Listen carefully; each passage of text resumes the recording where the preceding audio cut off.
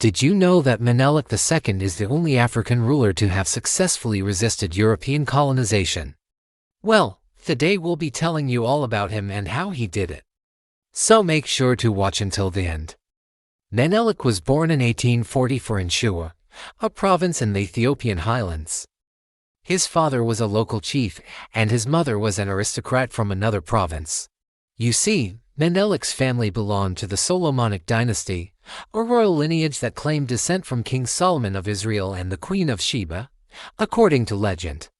When the queen returned from her visit to Jerusalem, she brought back with her a son conceived by King Solomon, and thus began the line of Solomonids, who ruled over Ethiopia for centuries. Now, even though Menelik's parents were of royal blood, he wasn't next in line to the throne. In fact, he was the 21st in line. But this wouldn't be a problem because Menelik had something that no one else in his family had, a strategic mind. And so it started to plot his rise to power. At the age of 13, he began to take an interest in European affairs after reading about them in a book. Soon he began corresponding with European diplomats and missionaries, which made him very popular among the European powers. They in turn began to send him books, weapons, and other supplies, all of which he used to modernize his army.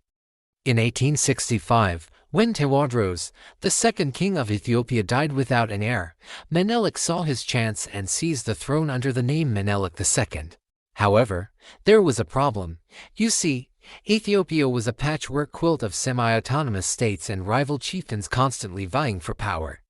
This meant that while Menelik was technically the Emperor of Ethiopia, he didn't really have much power, but Menelik was equal to the task.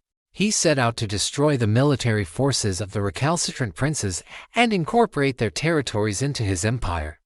By 1867, he had defeated all of his rivals and proclaimed the new Ethiopian Empire. Now he began to focus on modernizing his army. You see, Menelik knew that in order to defeat the Europeans at their own game, he needed to play by their rules. And what better way to do that than by using their weapons against them?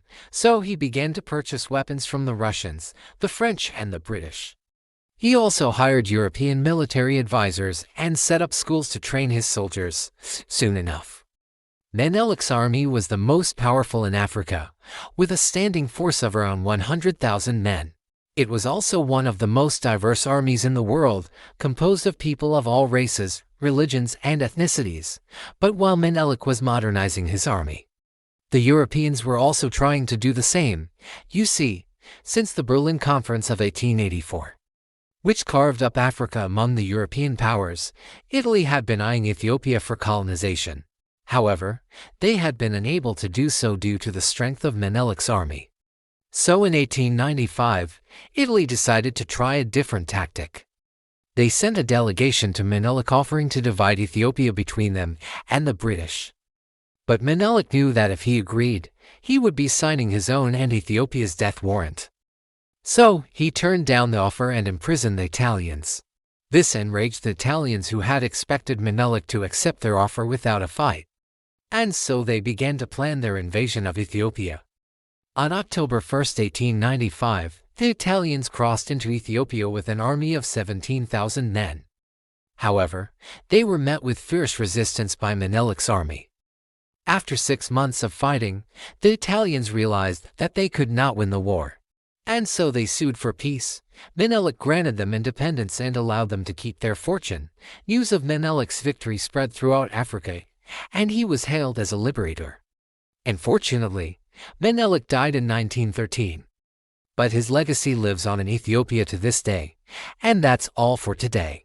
If you enjoyed this video, make sure to like and subscribe so you don't miss out on any more of our videos. Until then, stay tuned.